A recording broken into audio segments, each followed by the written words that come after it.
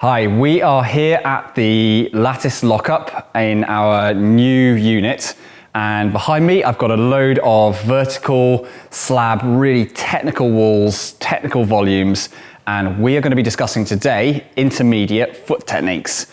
We're going to go through 4 of them today. Those are going to be inside and outside edging, toe hooks, then some heel plants, and then finally heel toe jams, heel toe locks. So let's get started on the wall behind me and look at that first area.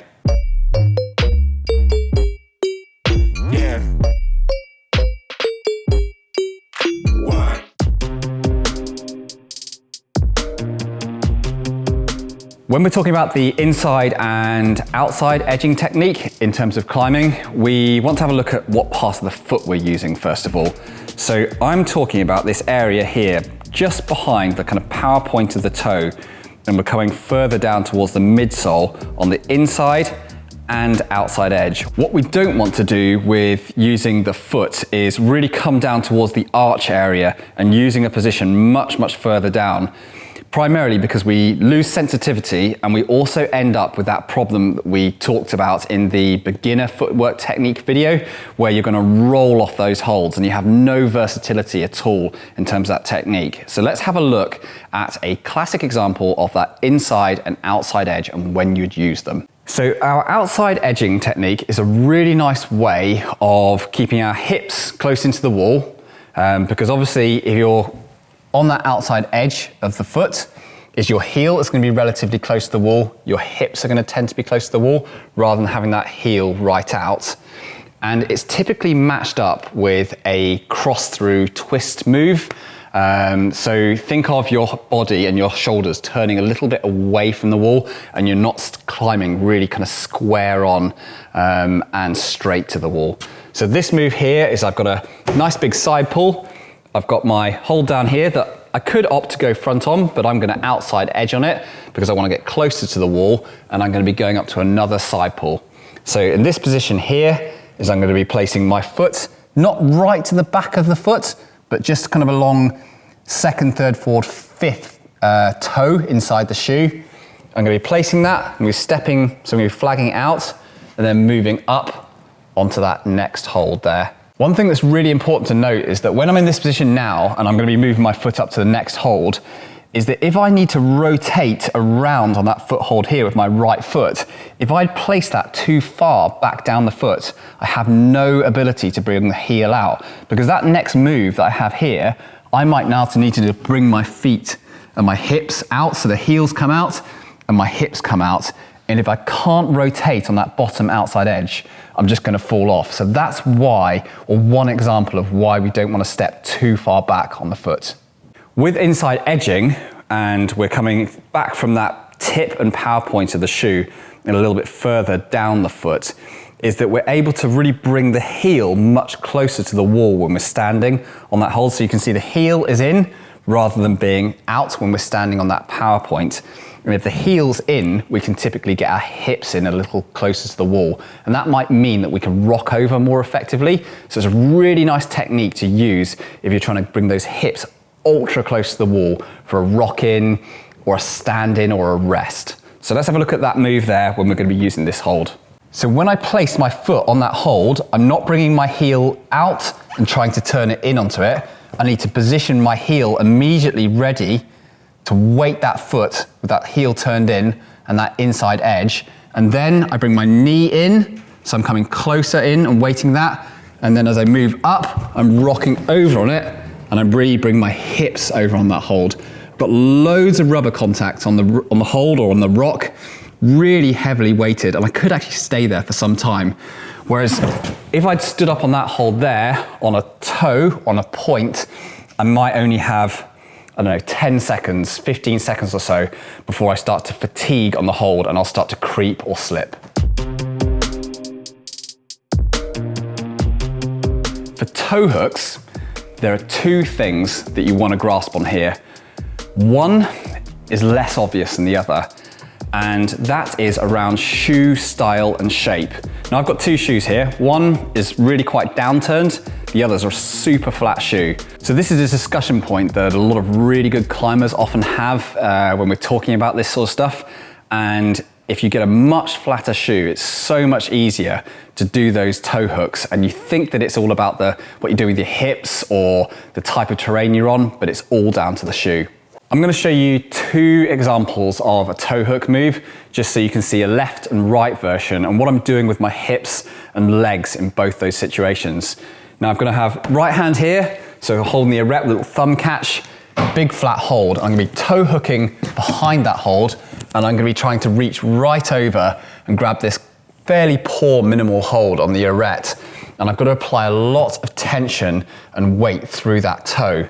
Now, when I pull into this problem and I'm thinking about placing that toe, what feels most comfortable and most natural is to be quite bunched up and placing that toe with my knee bent, my leg bent, and trying to get in, because it just feels comfortable and I've got to move my hips around less. But actually in that position, it's very, very hard to effectively weight that heel, or weight that toe rather, on that toe hook. And it's also much harder to get your foot and shin into a right angle position, so it's like a hook on it. So we need to move our hips further away from that toe hook. So we've got a really straight leg and we've got a right angle in that foot and shin. So we've really got to move my hips across. So from here, what I want to do is place my foot on that hold there on the toe hook, nice straight leg, or as straight as possible. And then as soon as I applied tension to it, I want to move my hips even further that way to make this easier. And I need to be quite quick about it. So toe up, nice straight arm, and then dropping away from it. So you can see I've got a really straight leg, as that right angle in my foot and shin as much as possible. And then I can reach over. If I'm in a position where my leg is more bent, knee is up, I'll have a go, see if I can do it. But from here, bent leg, I can just about do it, but it's very strenuous on the hip flexor. Oh, I think I got some cramp there. And it's not the right way forward. So get that leg extended out, really hanging off basically the bone, the tendon structure, using that mechanical advantage and that nice right angle in the ankle. So this is a big hook. Let's have a look at another version of that just on the wall over here. So this one here is I'm going to be trying to get a toe hook out of this big flat volume here. And it's not a total jug. It's got a little bit of slope to it. And I want to be able to hang off this hold here so I can kind of move my hips and my hands around elsewhere. So I'm going to stand up into that position, get that foot on, and from here, you can see I've got a nice straight leg.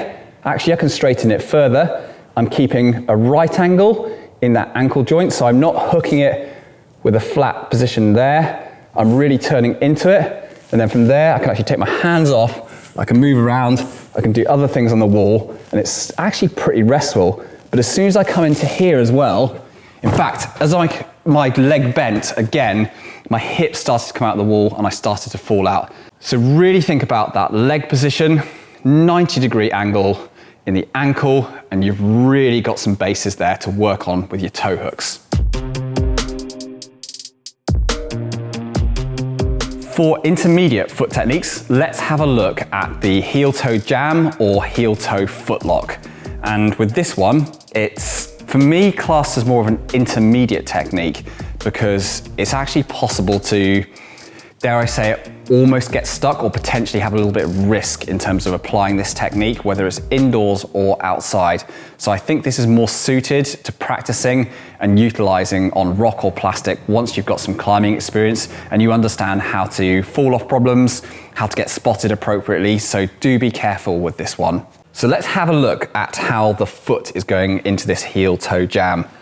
Now you can actually turn your foot so that the shin or the knee is out and we're locking between the outside edge of that heel and the inside edge of the toe, and we're creating that camming force there. And we can also do heel-toe jams where we're jamming against the bottom of our heel and onto the top of that toe hooking area. Both of those I class as a heel-toe lock or heel toe jam.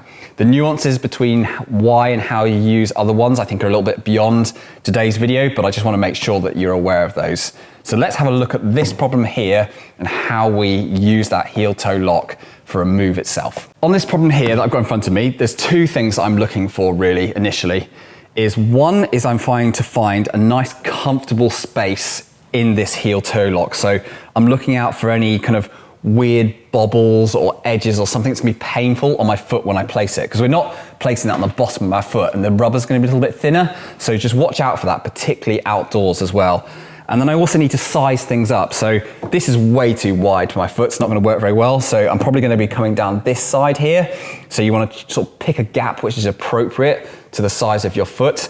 And then also I need to think about my hip position once I've started to weight that, so that I'm able to really use the mechanics and the mechanical advantage on this hold so that I can then move higher up the wall to this next hold here above me. So I may not keep my left foot on that hold down there, which is my starting position. But let's see what happens when we get on the wall. So right hand here, poor little kind of jib left hand on here, and my outside edging smear. So placing my foot up into that heel toe position. Okay, that's nice and locked. Yep, this feels really good, feels comfortable. Okay, so here my hips are too far out from the wall. So what I'm gonna do is drop that other foot off, come much closer into the wall now, and then I can reach up to that next hold, and I can stay nice and far in, rocked in, and I can continue. The last intermediate foot technique that we're going to have a look at is the heel plant or foot plant, and I think this one is absolutely brilliant because there's two things to it. One is it enables you to get very, very close to the wall and really weight your feet, and it's amazing how much weight you can get on your feet with this technique once you master it. And then secondly is you can find some of the best cheeky rest positions on boulder problems, roots, outside and inside with this technique once you've grasped it. So this one is very worth putting some time in and investing into really mastering. And I think the key thing to understand before you even get on the wall and try and get this is understanding the difference between the back of your heel and this side of your heel, because on this one, we're not going to be using the back, we're going to be using this side and making contact on the side of our heel before we then weight it. This means the knee is going to be pointing right out, hips potentially are going to be further out, but as we then weight it and roll in, is we roll onto the back or the bottom of the heel, so not here, onto the bottom of the heel, and the toe, if this part of the hold here wasn't on it, is going to typically drop down a little bit, and the hips are going to be very, very close to the wall, so we're going to be really frogged in. So let's have a go at doing it on this problem here, which I think is a really good example of a foot plant, heel plant. So grab a pinch up there. So from here, I'm not going onto the back of that heel and trying to execute. I'm turning onto the side of my heel there. But you can see my knee's pretty far out. So what I need to do now is transition my hips towards the right and my knee right in close to the wall. So from that, I'm going to really pull in on that top arm and move my hips quickly through. And my toe, you can see my toe starts to drop down. Knee is close to the wall. Hips are super close into the wall. I can come up to my top hold here, and then I can really sit in. So this top hold is pretty poor, but I can really sit in on that hold. And I probably had, it's got to be about 90% of my weight on that hold because I was so turned in, knee out, hips into the wall, really weighting that foot. But do note that that position isn't very easy to find and the technique's not easy to execute if you place the back of your heel on that hold to start with. So you've got to get that outside edge of the heel and you'll really start to master that technique. Don't forget that if you've really enjoyed today's video and you like seeing this feedback and interaction with me as a coach and improving on your climbing and technique, we also have our private 365 group that you can find on the website. You can subscribe for just around 30p a day and you can get daily feedback from our coaches, nutritionist, physio, there's discounts on there, and there's also an entire library full of loads of really good webinars. So hopefully we'll see you on there very soon.